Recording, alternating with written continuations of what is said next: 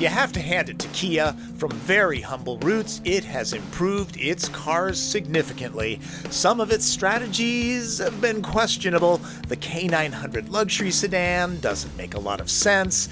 The Stinger does. Kia wants to elevate the brand's status. This might be the car that pushes it up an extra notch. This Korean company sure must admire the Germans. Back in 2006, it hired away Peter Schreier, the designer that is largely responsible for things such as the original Audi TT. More recently, in an effort to make its cars handle as well as they look, they poached Albert Biermann, who's not just from BMW. He's from the M division. That's good, because historically, my biggest complaint with Kia has been numb steering and uninspired driving dynamics. Biermann is tuning Kia and Hyundai products since the two companies developed chassis together. Per usual, Schreier and team did an excellent job shaping the body.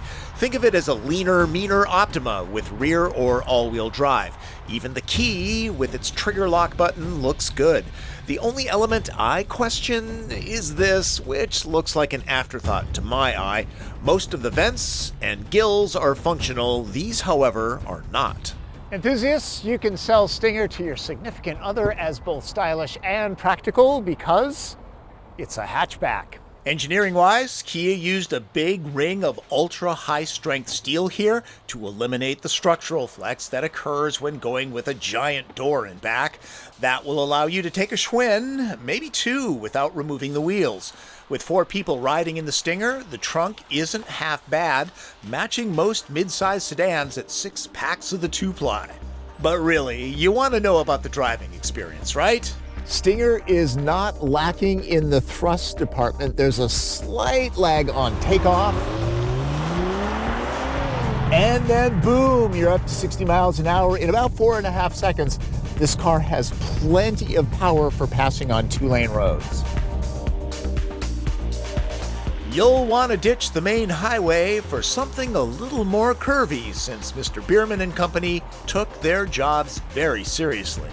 Now, if you're looking for a hard-edged sports sedan, a Stinger isn't it. This is more of a grand touring car. It's designed to be sporty and comfortable, and it really is. By far, this is the best dynamic to ever come out of a Kia factory.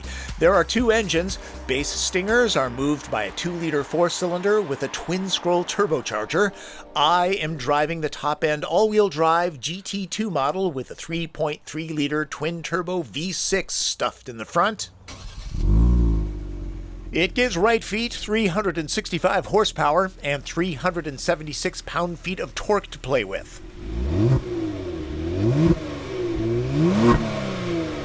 Not tons of snarl from the tailpipes.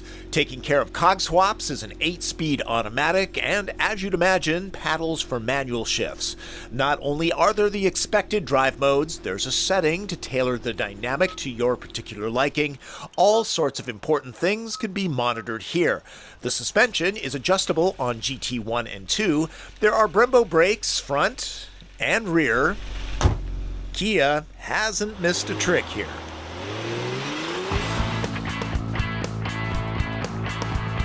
Apparently, each one of the development Stingers was tested on the Nürburgring for at least 6,200 miles, so Kia really did their homework.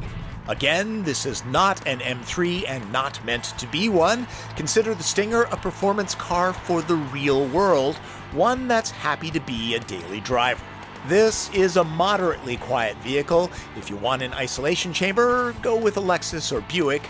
The distant engine note is deep. The level can be adjusted on the menu with the sound coming in through the speakers.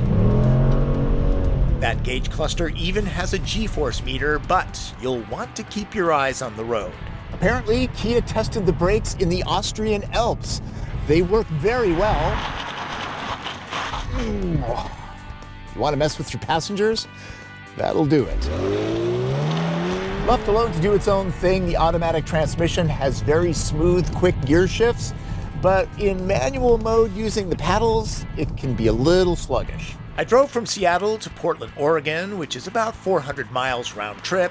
Stinger was a solid road trip machine. It also nailed the EPA highway fuel economy estimate. I saw 25 miles per gallon.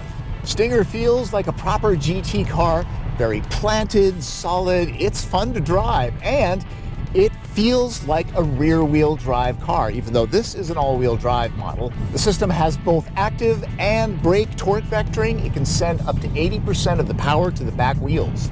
An advanced safety package with lane keep assist and automatic emergency braking with pedestrian detection is standard on GT2. Nice to have.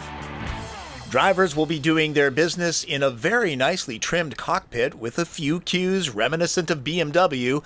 Lots of aluminum trim in this space. Most materials are soft to the touch. The stitching is as straight as a South Dakota road. The seats are deeply bolstered but still easy to get in and out of. The driver's chair will coddle a wide range of physiques. Here they are heated and cooled. Look closely and you'll see that this chrome strip is also an LED accent light. There are some small quibbles in here. These controls are a little hard to read in the daytime, and while many Kias get a panoramic sunroof, Stinger does not. The touchscreen interface is easy enough to use, and it supports Apple CarPlay and Android Auto. I'm a little surprised that this high-end machine doesn't have a surround view camera system. There's only this view. Traditionally, sports sedans not big on backseat comfort, but Stinger is okay. At 5'9", I have decent headroom, legroom is good, the seats are mounted a little bit low, so thigh support isn't all that great, and my feet are a little cramped. Kia offers power to the people, storage for them as well. The driveshaft tunnel is a bit big, so this space is best for 2 adults. Passengers will be annoyed that this loaded GT2 model does not have heated seats in the rear. Heck, even the Soul can be had with that. A base rear drive Stinger retails for just under $32,000. The GT starts at around $39,000. Fully loaded, this all-wheel drive GT2 is $52,300. That's about $13,000 less than a comparably equipped BMW xDrive 440i Grand Coupe. Of course, the Korean does not have the badge or pedigree that the premium brands offer. Stinger's talented designers and engineers have given it a German accent. Smart buyers should give it a test drive. While I think this car compares most directly to the 4 Series Grand Coupe, or Coupe, no one seems to agree on the pronunciation in the US, you could also lump it in with any number of drivers' cars. The trick Kia will have is getting people to believe it has built a very good machine with excellent driving dynamics. And once again, Stinger is not going up against the likes of M3, ATS-V, AMG C63, or Q50 Red Sport. And really, as much as I like flogging a car hard, I'm willing to bet that many of these high-performance machines seldom get driven to their full potential. I know plenty of folks that own them, baby them, and never drive them on the track. So, as I said earlier, Stinger GT does a good job of being a real-world performance machine. Just saying. Hope you enjoyed this look at the 2018 Kia Stinger GT, and thanks for sticking around to the very end. I put a certain amount of effort into these videos, so that's appreciated. How much effort, you might ask? Well, because the weather was so awful, there was rain and even snow in the Seattle area, we had to wait until New Year's Day morning to shoot the running footage. Martin Campbell and I got out very early in the morning, even though we partied the night before, to get it because, well, it was the only time we could do it. So we are a slave to our craft. We enjoy doing it. It's a great job. That's Driven. I'm Tom Voelk.